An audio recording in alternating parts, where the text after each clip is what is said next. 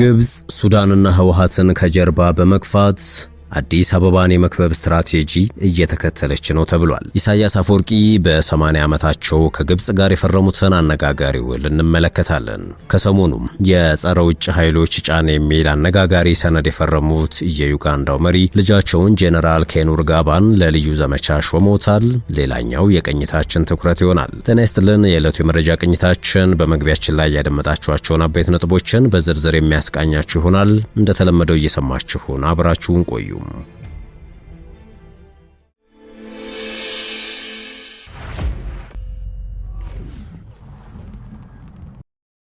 ወደ ቀዳሚው ጉዳያችን አመራን። አፍሪካ ኢንተለጀንስ ላይ ጽሑፋቸውን ያጋሩት የአፍሪካ ጉዳዮች ኢንስቲትዩት ምክትል ዳይሬክተር ሙሐመድ ራይፍ አባራያ ግብጽ ኢትዮጵያ ላይ ያወጀችው የእጅ አዙር ጦርነት ቀጠናውን ሊያተራምስ እንደሚችል አስጠንቅቀዋል።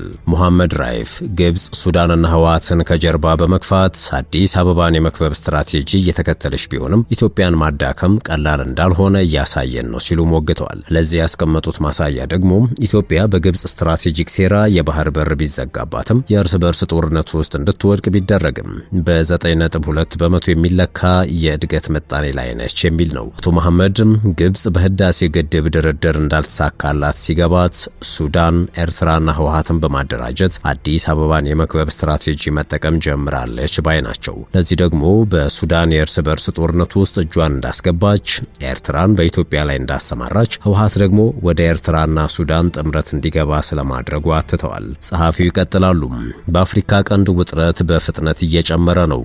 ሱዳንና ኢትዮጵያ እርስ በርስ እየተካሰሱ ነው። በሰሜን ኢትዮጵያ የተከሰተውን አውዳሚ እርስ በርስ ጦርነት ያቆመው የፕሪቶሪያ ስምምነት ህወሓት የፕሪቶሪያን ውል በመጣስ በቀጥታ ህገወጥ የክልል መንግስት ለመመስረት ባደረገው ውሳኔ እየተፈተነ ነው። በተመሳሳይ መልኩ ህወሓት ከኢትዮጵያ ማዕከላዊ መንግስት ጋር ለሌላ ዙር ግጭት እየተዘጋጀ ባለበት በዚህ ወቅት ከኤርትራ መንግስት ጋር በግልጽ አሰላለፉን ስለማሳመሩም አክለዋል። የግብጽ ድጋፍም በዚህ ላይ የሚመሰረት ነው ይላሉ አቶ ሙሐመድ ራይፍ። በእንደዚህ አይነት ሁኔታ በሌተናንት ጀነራል አብዱል ፈታህ አልቡርሃን የሚመራው የሱዳን ጦር ኃይል ህወሓት በኢትዮጵያ ውስጥ የሚንቀሳቀሱ የተለያዩ የጎሳ ታጣቂ ቡድኖችና የኤርትራ መንግስት በኢትዮጵያ መንግስት ላይ ሊነሱና ሊዘምቱ ከወዲሁ ዝግጅታቸውን በሀገር ውስጥ በጎረቤትም ሱዳንን እያጧጧፉ ነው ብለዋል። ይህ ብቅ ያለው የኃይል ህብረ ሰራዊት የግብጽን ድጋፍና ገዛ ተማምኖ ተመክቶም ነው ሲሉ ተንትነዋል። እንደ ሙሐመድ ራይፍ ትንታኔ ከሆነ አሁን እያየን ያለነው አልፎ አልፎ የሚከሰትና የተነጠሉ ክስተቶች አይደሉም። ነገር ግን ኢትዮጵያን ለማግለል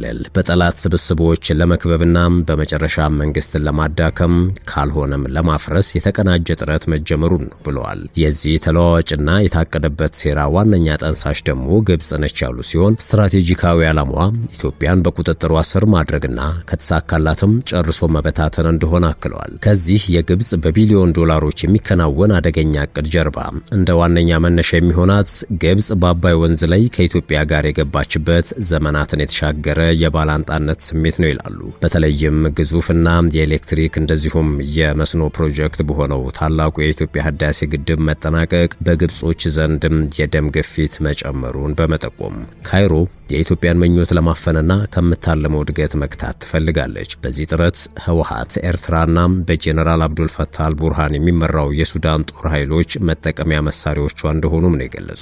እነዚህ ኃይሎች በተፈጥሮ የተለያየ ፍላጎት ቢኖራቸውም በሚያስደንቅ መልኩ የግብጽ የእጅ አዙር ጦር ወይንም ፕሮክሲ አድርጎ የሚያስቀምጣቸውን የጋራ አሰላለፍ እንዳላቸውም ይገልጻሉ። በዚህ ሰዓት ሶስቱም ግብጽ ከኢትዮጵያ ጋር ለምታደርገው የጂኦፖለቲካ ጦርነት እንደፈለገች የምትለካቸው፣ የምታዛቸው፣ የምታንባርቅባቸው ኳስ ሆነዋልም ነው ያሉት ሙሐመድ ራይፍ አባራያ። ይህ የግብጽ ሰይጣናዊ እቅድ ቢሳካ እንኳን ውጤቱ የከፋ ነው ይላሉ። ውጤቱ ከቀጠናው ባሻገር እጅግ ከፍተኛ ለመረጋጋት ያስከትላል በማለት የኢትዮጵያ መንግስት ለመፍረስ ወይንም መበታተን ከፍተኛ የሆነ ቀውስ ማምጣቱ አይቀርም ባይ ናቸው። በሚሊዮን የሚቆጠሩ ሰዎች ሊፈናቀሉ ይችላሉ። ይህም በመካከለኛው ምስራቅና በአውሮፓ ከዚህ ቀደም ታይቶ የማይታወቅ አደጋ ይዞ ይመጣል ሲሉም ነው የተደመጡት።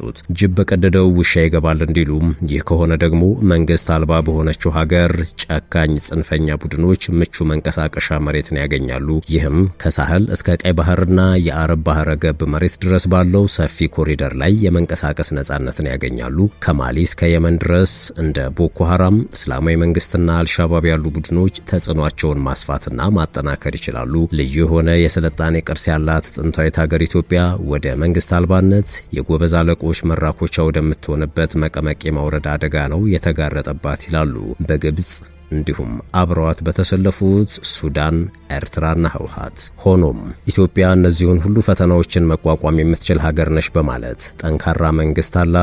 በዚህም መነሻ በቅርብ ዓመታት ውስጥ እነዚህን ፈተናዎች የመቋቋም ጥልቀት አሳይተዋልም ነው የሚሉት። ከፍተኛ ውስጣዊና ውጫዊ ተግዳሮቶች ቢኖሩም ኢትዮጵያ አስደናቂ የኢኮኖሚ እድገትና ለውጥን አስመዝግባለች። የታላቁ የኢትዮጵያ ህዳሴ ግድብ መጠናቀቅ፣ አዲስ የአየር ማረፊያና የማዳበሪያ ፋብሪካን ጨምሮ ዋና ዋና ስትራቴጂካዊ ፕሮጀክቶች መጀመራቸውና በአይኤምኤፍ የሚጠበቀው የ9.2 በመቶ የእድገት መጠን ሁሉም በልማት ጎዳናዋ ላይ በጥብቅ የምትቀጥል ሀገር መሆኗን የሚያመላክቱ ናቸው ባይ ናቸው። ኢትዮጵያ በዚህ ሁሉ ፈተና መሃል ነገሮችን በትዕግስት ስትከታተል እንደቆየች የሚናገሩት የአፍሪካ ጉዳዮች ኢንስቲትዩት ምክትል ዳይሬክተር ሙሐመድ ራይፍ አባራያ ከግብጽ የእጅ አዙር ኃይሎች በኩል ጥቃት ሲሰነዘርባት ውይይትና ድርድርን እንደ መፍትሄ ስታቀርብ እንደቆየች ነው የሚናገሩት። ምንም እንኳን መከላከያ ሰራዊት መቀለል ለመቆጣጠር ጫፍ በደረሰበት በዚያ ወቅት የፕሪቶሪያን ስምምነት ለመፈረም ዝግጁ መሆኗ ከወታደራዊ ድል ይልቅ በሰላማዊ ድርድር የሚመጣን ስኬት እንደምታስቀድም ማሳያም ነው ብለዋል። ሆኖም ይህ ትዕግስት እንደ ፍርሃት መታየት የለበትም፣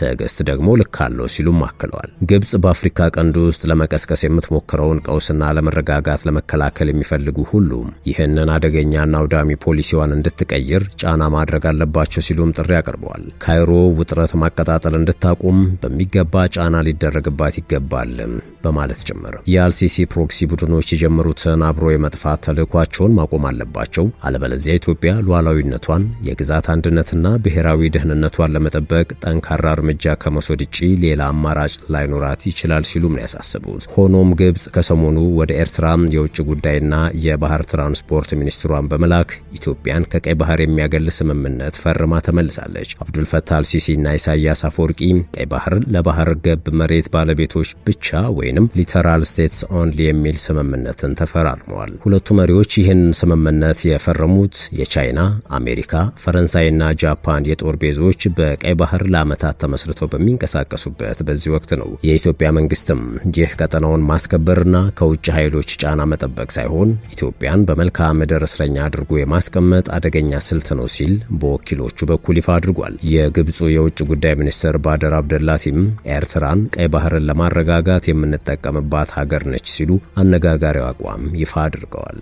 የዕለቱ የመረጃ ቅኝታችን እንደቀጠለ ነው። ከሰሞኑ የጸረ ውጭ ኃይሎች ጫና የሚል አነጋጋሪ ሰነድ የፈረሙት የዩጋንዳው መሪ ልጃቸውን ጄኔራል ኬን ሩጋባን ለልዩ ዘመቻ ሾመውታል። ፕሬዝዳንት ሙሴቬኒ የዩጋንዳ ጦር ሰራዊት አዛዥ በሆነው በልጃቸው የሚመራ በሀገሪቱ ከፍተኛ ባለስልጣናት ላይ የጸረ ሙስና ዘመቻ መጀመራቸው ተሰምቷል። በዚህ የተነሳ ካምፓላ የሚገኘው የተሰናባቿ የሀገሪቱ ፓርላማ አፈ ጉባኤ መኖሪያ ቤት በኡጋንዳ የደህንነት ኃይሎች ተፈትሾም ሮልስ ሮይስና ሬንጅ ሮቨርን ጨምሮ ቅንጡ መኪኖች በቁጥጥር ስር መዋላቸው ተነግሯል። የሀገሪቱ ጦር አዛዥና የፕሬዝዳንቱ ልጅ የሆኑት ሙሆዚ ካይነሩጋባ አባታቸው ኡጋንዳ ውስጥ የሚገኝ ማንኛውንም ሰው በቁጥጥር ስር የመዋል ስልጣን እንደሰጧቸው ተናግረዋል። የጸረ ሙስና ዘመቻው ለአራት አስርት ዓመታት ኡጋንዳን እየመሩ ባሉት በፕሬዝዳንት ዩዌሪ ሙሴቬኒ ትዕዛዝ የሚካሄድ ሳይሆን እንደማይቀርም ይታመናል። ቤታቸው የተፈተሸው አፈ ጉባኤዋም የፕሬዝዳንቱ የቅርብ ሰው ተደርገው ይታዩ የነበረ ሲሆን ለረጅም ጊዜ ስማቸው ከሙስና ጋር ሲነሳ ቆይቷል። በዚህም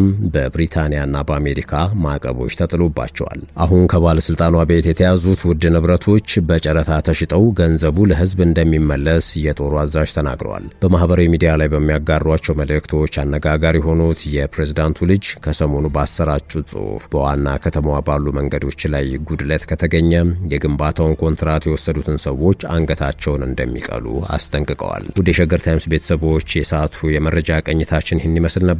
ስለተከታተላችሁን ከልብ አመሰገንን። በያላችሁበት ሰናይ ጊዜን ተመኘን።